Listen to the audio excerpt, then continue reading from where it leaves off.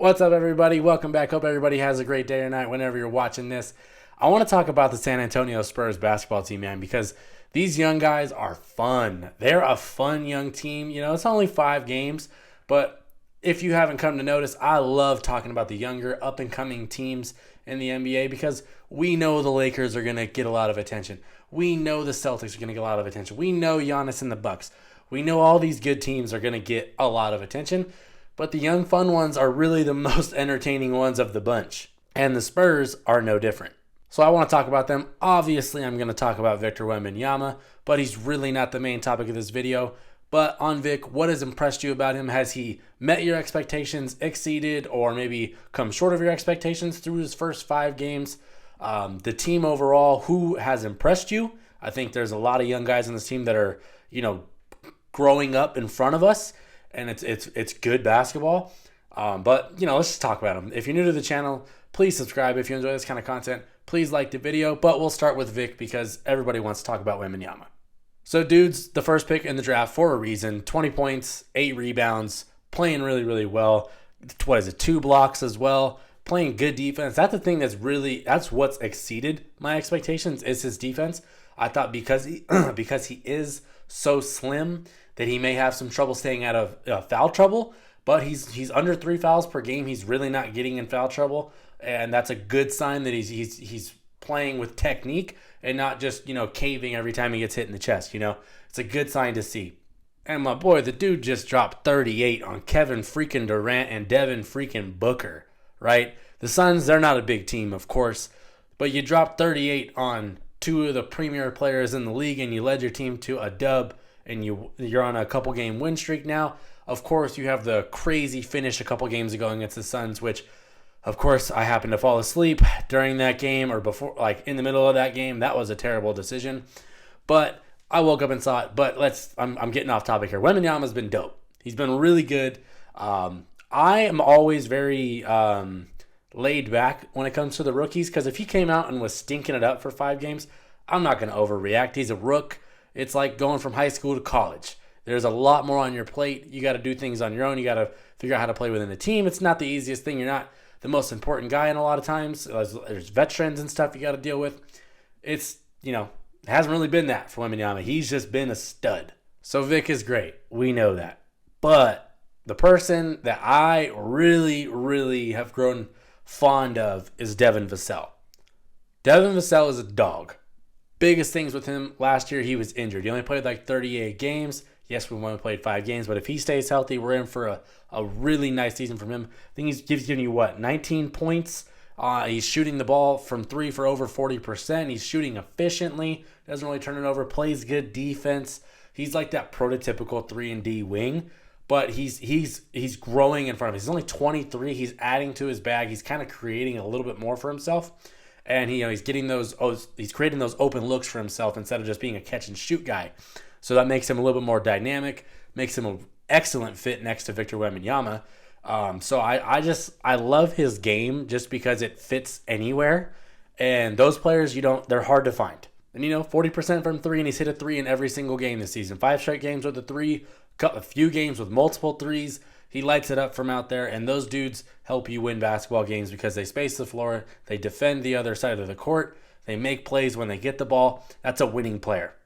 But what I want to do here is with Devin Vassell, because there's a lot of shade because he got a contract extension in the offseason, and I was like, yeah, they're a young team. It was like 5 years, $146 million, whatever it was.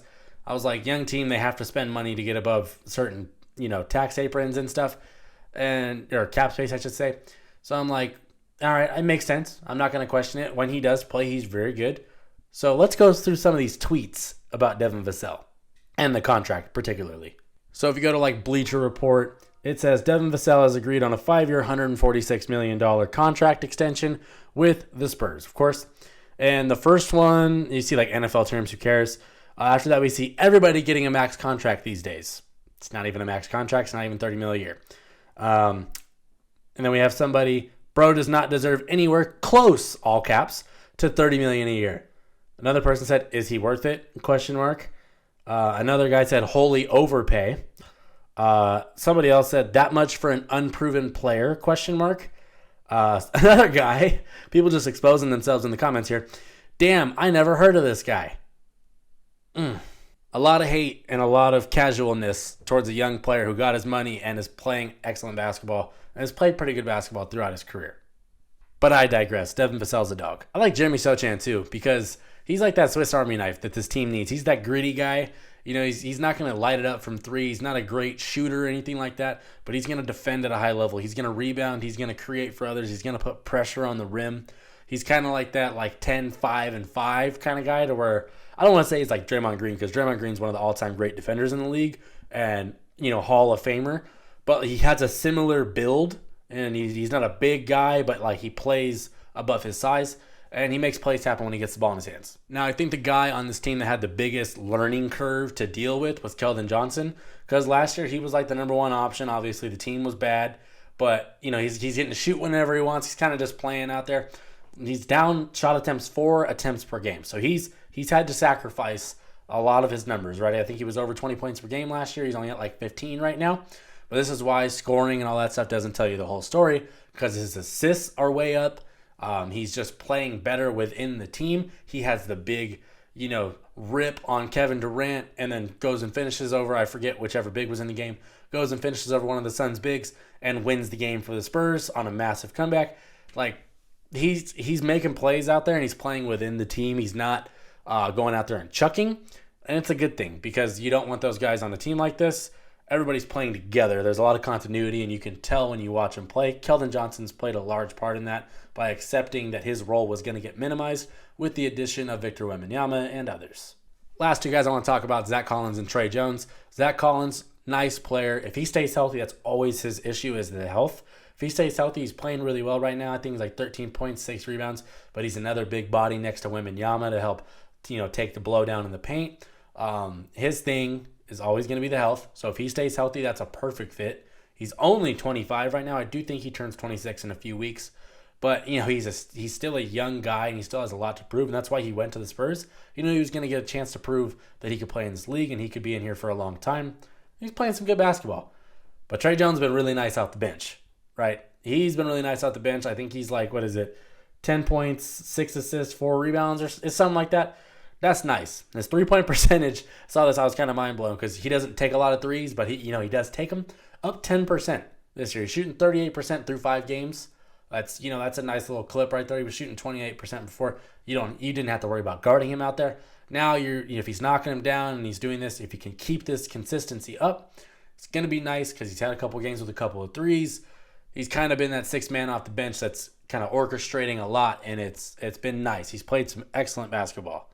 But really, man, the Spurs are just fun. They're just a fun young team. And like I said, you're going to see a lot of the Lakers. You're going to see a lot of the Celtics, the Bucks, the Suns, the Warriors, whoever.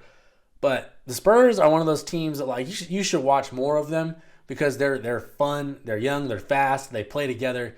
It's a good bunch. But let me know in the comments, what do you think of the Spurs through these first 5 games? You know, we're early. There's a long season to go. We got 77 games left. But, you know, these young teams, you gotta pay attention to them because the more you watch them, the more you're gonna fall in love with these guys. And that's one of my favorite things to do in basketball. Yes, I'm a Laker fan, but these other teams like the Spurs and stuff that are building something special, you gotta get your eye on them. They're fun. But if you're new to the channel, please subscribe. If you enjoy this kind of content, please like the video. Hope you guys enjoyed. Thank you for watching. I'm done. Peace.